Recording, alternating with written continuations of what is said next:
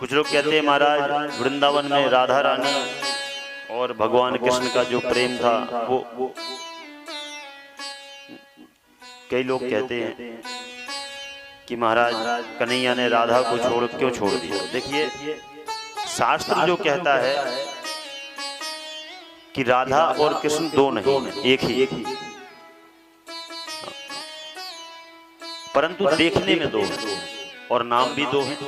कई वस्तुएं ऐसी होती हैं जिनके जो देखने में डबल होती है, देखने में दो लगती हैं परंतु मुख्यता होती एक ही है।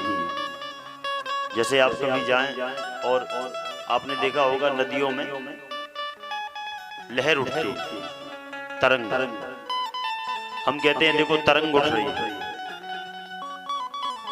है एक ही। क्यों? जब जल होगा तभी तो तरंग आएगी। अब अगर जल ही नहीं है तो तरंग उठेगी कहां से? जैसे हम आप कहते हैं ये तो दूध में कितनी सफेदी है, तो इस संसार में जो भ्रम है कि राधा और कृष्ण अलग अलग, वो दोनों एक ही है। जैसे जल से तरंग अलग नहीं है, नाम अलग अलग है, जल और तरंग। जैसे सागर में लहर उठती है तो कहते हैं ना देखो पानी में लहर उठ रही है, तो वो जल और लहर एक ही है, क्योंकि जब तक जल है तब तक ही लहर का भी अस्तित्व है। अगर जल नहीं होगा तो लहर भी नहीं होगी।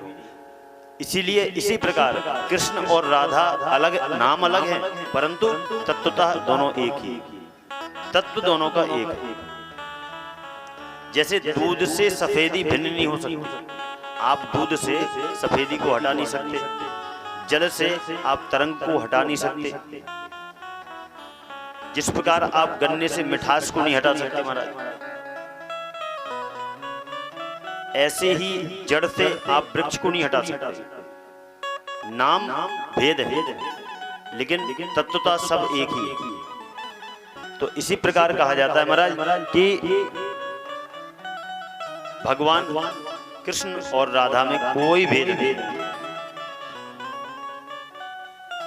राधा जी स्वयं कहती हैं मम ऐस पौरुषम, जो मेरा पौरुष है, जो पुरुष तत्व है वो कौन है? बोले रूपम गोपिका मनमोहनम, जो ये मनमोहन है यही है।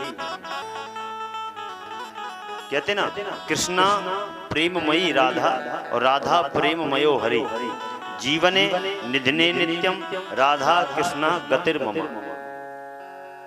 दोनों ही एक दूसरे के पूरक।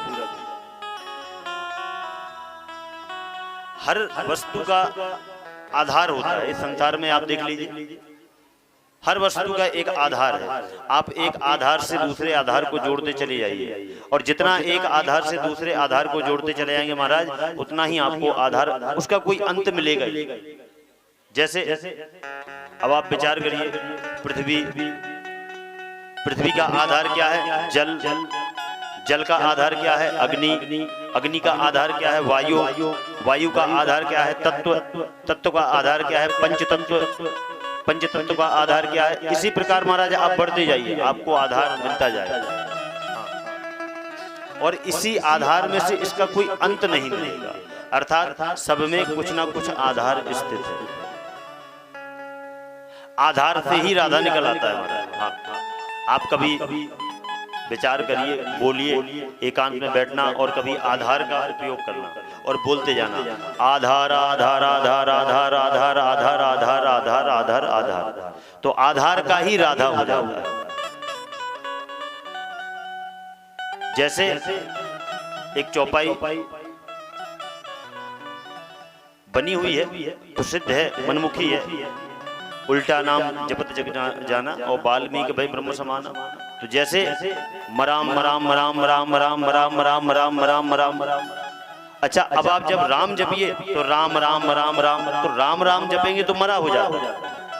अगर जल्दी जल्दी आप राम राम राम राम राम राम राम राम राम राम राम राम बोलेंगे तो वो मरा शब्द निकलने लगता है, और जब आप मरा बोलेंगे तो वो राम हो जाता है। क्यों? क्योंकि दोनों तत्वता आधार ही है। तो शब्द से जब आकार निकालेंगे हम तो वो आधार तत्व हो जाता है। जैसे हम आधार आधार आधार बोलते हैं तो आधार बोलने पर ही राधा शब्द निकल आता है। अर्थात इस आ में ही रकार छुपा हुआ। ऐसे ही इस संसार में हर वस्तु का एक जो आधार है, ऐसे ही कृष्ण का आधार है राधा।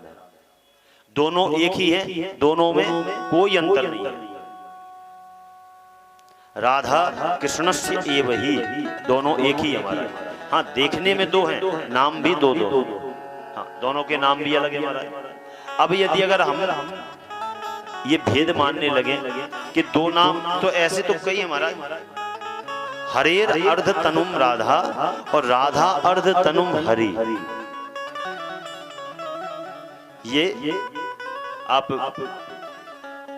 स्कंद पुराण उठाइए, उसमें है कि हरि का जो आधा अंग है वो है राधा, और राधा जी का जो आधा अंग है वो है कृष्ण। तो महाराज इन दोनों का कोई भेद नहीं है।